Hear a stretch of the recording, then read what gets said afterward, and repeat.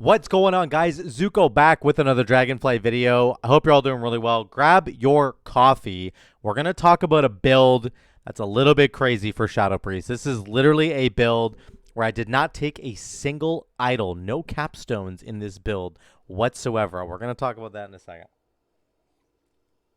Let me talk about the talents real quick, and then I will show you the dungeon that I ran for this.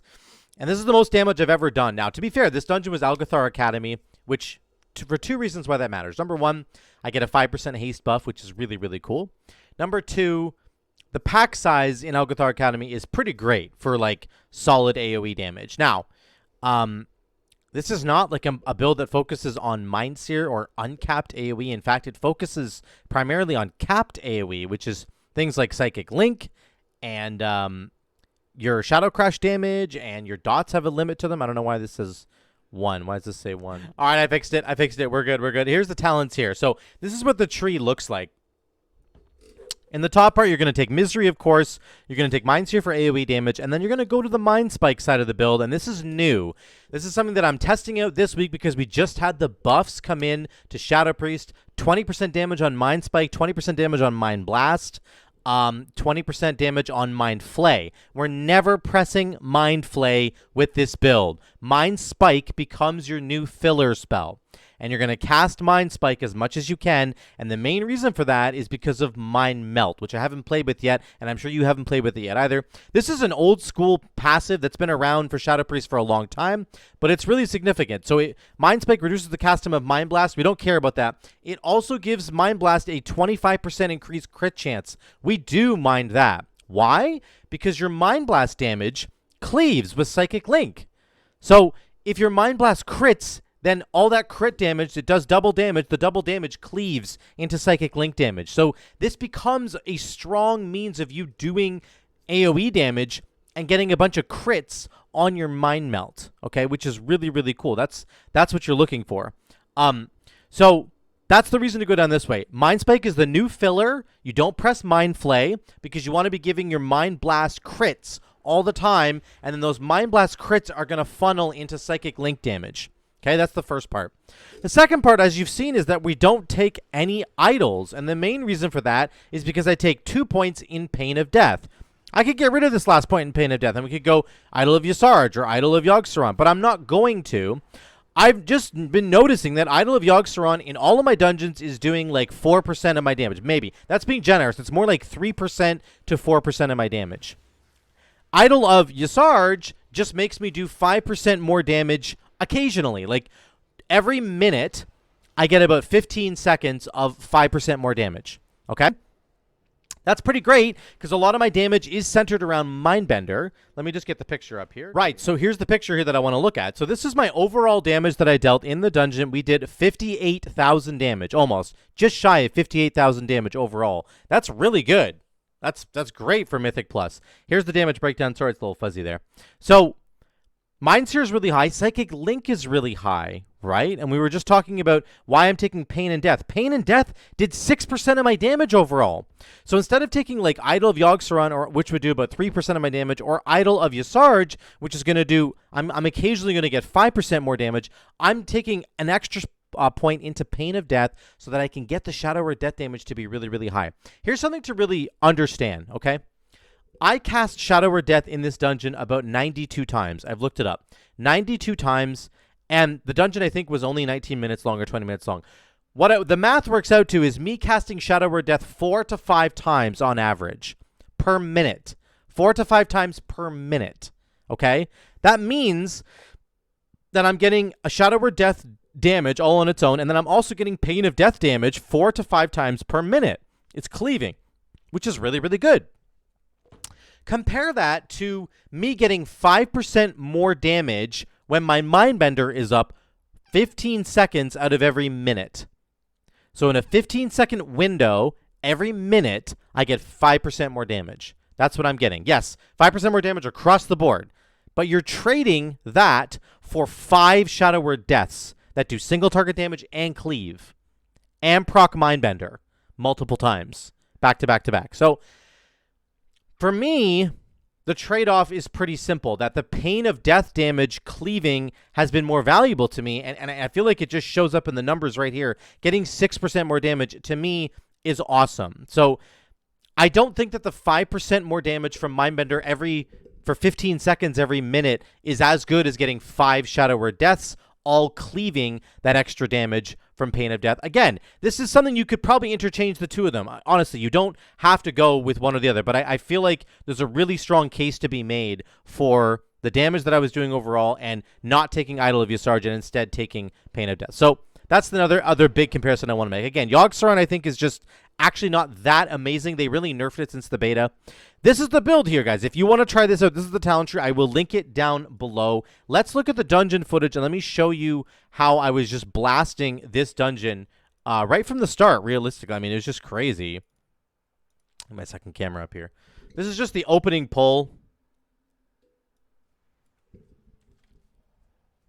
Sorry, here we go. I'll just control the keyboard now.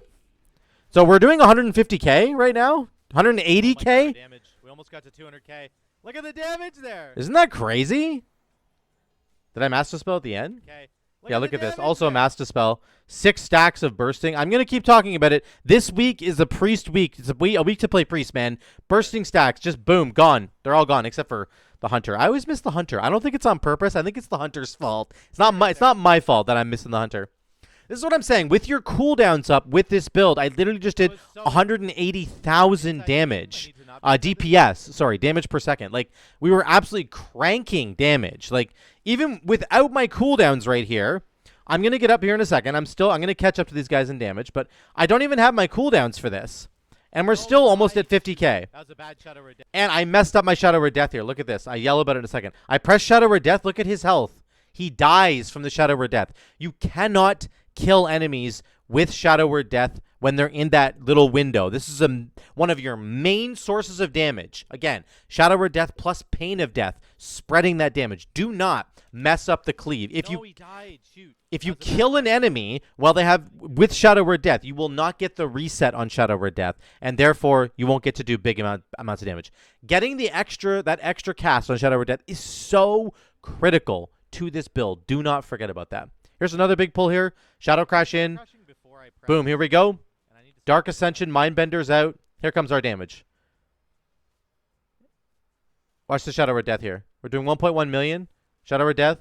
Oh, I think I'm waiting. I'm holding my Shadow Word Death. This is the window you're looking for. He's not below 20% health yet. He's at 24% health. Now he's at 18%. I can cast Shadow Word Death now, and I'll get a reset on it. Boom. There's one. Boom. There's a second one. That's how you do it. Big master spell coming here. There we go. Cure everybody. Shadow Priest is broken. Shadow Priest is completely busted, man. Now, the tank gets ballsy and does a big pull. Thank God he does. I've got Shadow Crash up. I don't know my cooldown up, though. So I'm missing Dark Ascension and Mindbender. This is just straight up damage without those cooldowns, okay? Watch this. What you want to do is try to cast Mind Spike before you cast Mind Blast. Big damage, baby. Yeah, we get up to 115k. I don't even have my cooldowns rolling. I don't have my 1 minute cooldowns rolling, and we're doing this much damage. But try to cast Mind Spike into Mind Blast. Why? Because of Mind Melt. So many minds. 130k, by the way. The reason you're doing it is because your Mind Spikes give your Mind Blast 25% crit, and you want... Everybody would have died there, too. Yeah, this is a... Look at this moment. Everybody would have died if I didn't Master Spell right here. 2, 3... 4 Grievous stacks, 5 Bursting stacks, sorry, 5, 6 at the very end. Then I Master Spell. Boom. Cure everybody. Insane. But the damage there, remember. So one important thing to remember is Shadow Word Death. You have to make sure that you're getting it in those windows so that you're getting the execute. You get to cast it twice. The other thing is try to start your Mind Blasts. Try to always do a Mind Spike beforehand, because then you get 25% more crit chance on your Mind Blast, and if it crits, all that extra damage goes into Psychic Link, right? This is all we're trying to do with this build. Those are the main two things. It's quite simple, but sometimes it's hard to execute. Sometimes you just forget what you're doing for a second, and you're like, meh. We're kind of popping off here with damage. It's looking good. There's my Mind Spike into Mind Blast.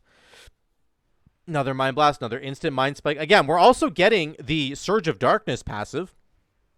Right? Your Vampiric Touch, Devouring Plague damage, has a chance to cause your next Mind Spike to do double damage, and then that's just like a Mind Blast. Mind Spike does exactly half of Mind Blast damage. So if you get the proc, you're literally casting another Mind Blast, basically. And Mind Spike also cleaves into Psychic Link, right? They both do it. So just remember that. So the single target damage, I don't know. I don't think it's actually that much worse than Insanity. I know that the big talent you'd want to take is Mind Flay Insanity instead of Death Speaker. I understand why. It's a very, very good button. Don't get me wrong. But there's just something about this where the Shadow Word Death resets are really, really great. And they just feel good, and my damage hasn't been that bad. Like, my single target damage when I'm using like a Mind Flay Insanity build tends to get around 32, 33k on single target. I'm at 37k here. Now, we did have Bloodlust at the start of this fight. That does matter. So keep that in mind. But I just love the flexibility. Actually such an important thing. I really love the flexibility that this offers. So I gotta click this again. The flexibility is really crazy in the sense that if I had to stand there and channel Mind Flay, then I'm gonna be susceptible to the mechanics, all the things that are going on the floor, all those little circles that are following around. If I get hit by one of those in a high key, I literally get one shot. It's over. So like you have to be very, very careful about that. And if you have like a Mind Flay Insanity build, you can't really be that careful about it. So I look at all the dots flying right now. I can just move and cast, move and cast, move and cast. And I don't have to stop my casting there. With a Mind Flay build, especially if you have Mind Flay Insanity, you can't stop channeling it because you've got the proc. So if you use half of a Mind Flay Insanity proc and then you have to move, you've wasted the proc. You have to be able to stand there for the full like 2-second channel time in order to make it work. So just some interesting like things that I've noticed where it feels like with the Mind Blast, especially the instant cast Mind Blast that you get more flexibility. Right here, I got to move. I got to move right here, right? Here we go. But I have a Shadow Word Death proc, and I have a Mind Spike proc, so I can move.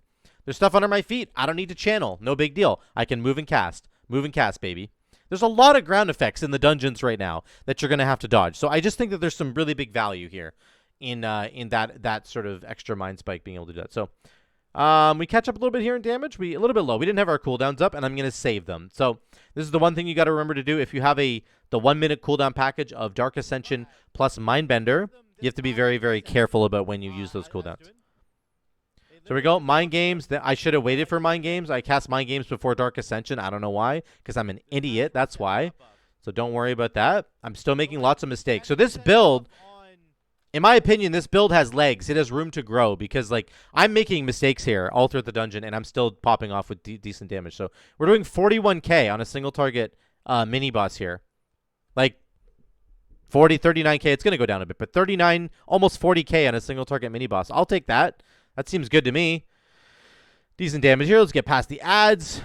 It seems like even without your cooldowns up, the 1-minute cooldown package, your damage is not that horrific. That's what's really great about it. This is me without my cooldowns up. Yeah, it's not super great, but, you know, we end up equalizing in the end, and we're just holding all of our cooldowns. So one thing I want to say about the bird boss here, I'm just skipping ahead. Don't mind me.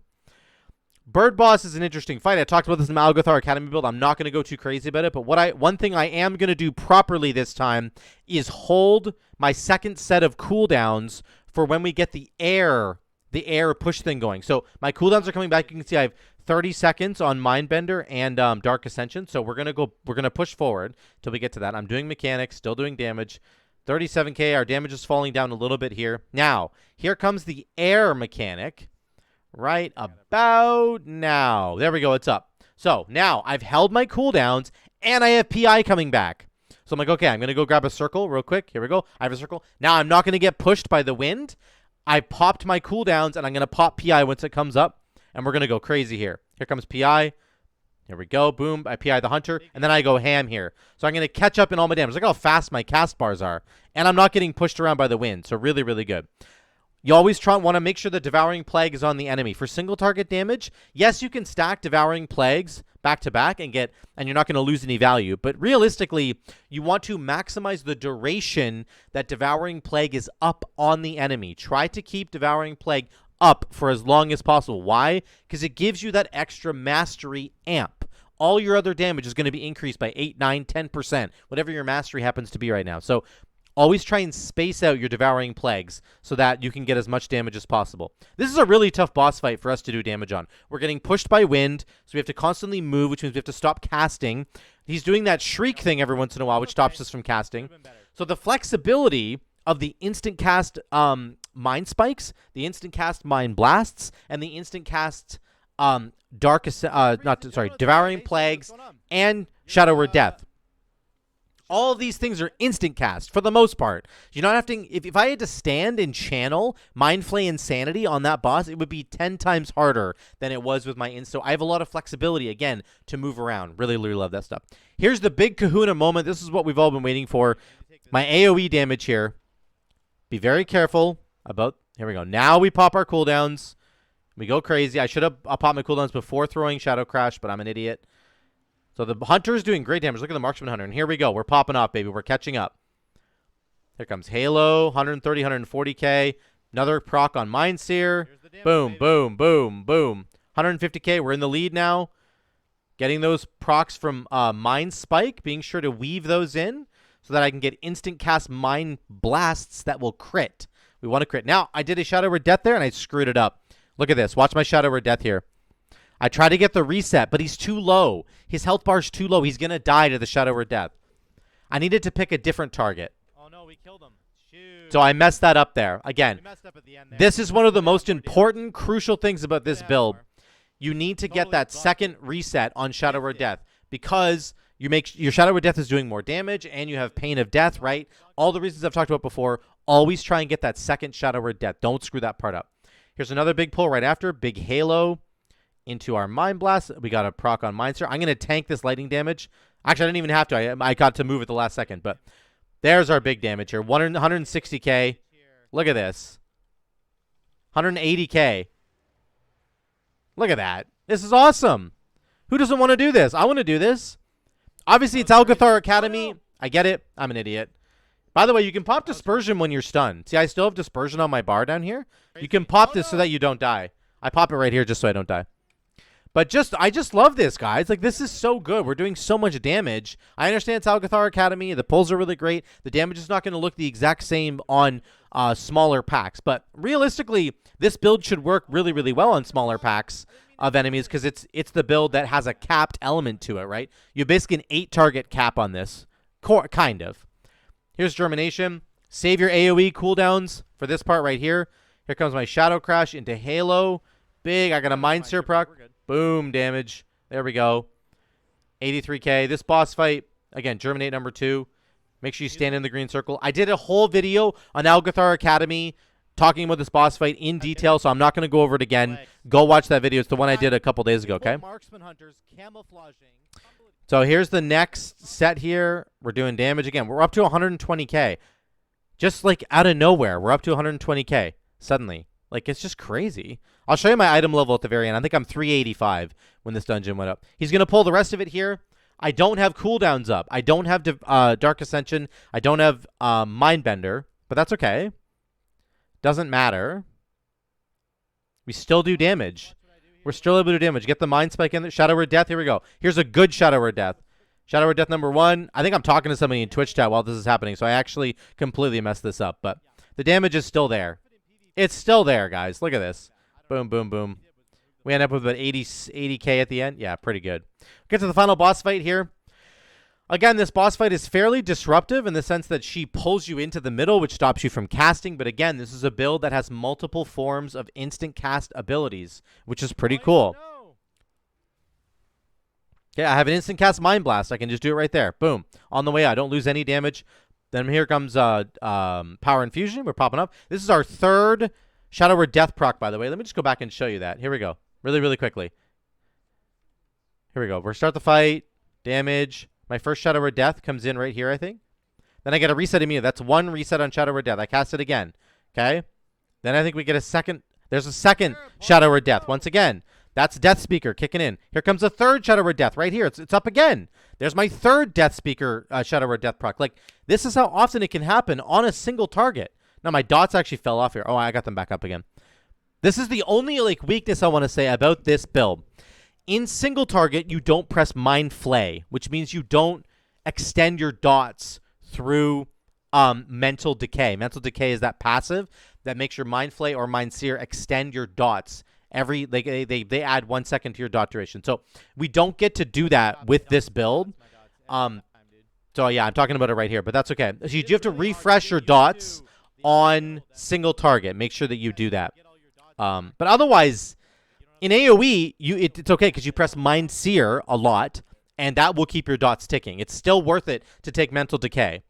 But on single target, because you're pressing Mind Spike instead of Mind Flay, you're not getting the extra ticks on your dots on a single target. It just means you have to spend 1 GCD doing a Vampiric Touch. That's all you got to do. It's not a big deal. So here we go. We get to the end of the dungeon here, and she's dead.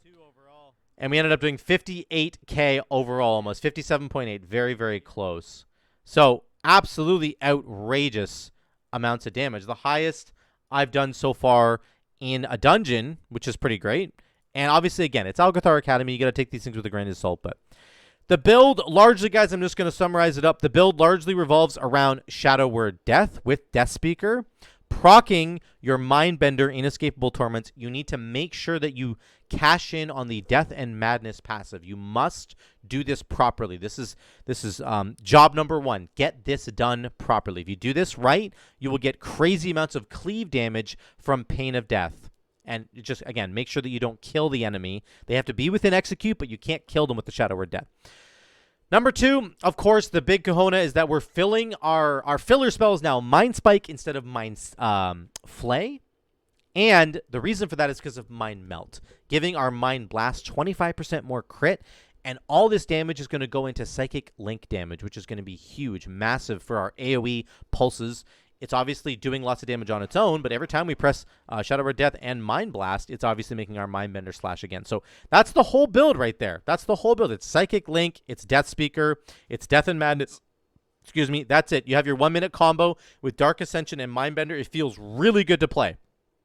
That dungeon that I did was a +7, so it's still actually a little bit low. If we were doing a +10 or 11, the mobs would last long enough that you would be able to have your 1-minute window up for basically every single pack. So I think that this actually scales better into the higher dungeons because of that reason. Because if you have your 1-minute cooldown up for every single pack, it's going to be insane amounts of damage. So let me know what you guys think in the comments down below. I think this is a new, interesting build, the non-idle build. We don't take a single idle in this build. Let me know what you think in the comments down below. I love you all. I'll see you in the next one.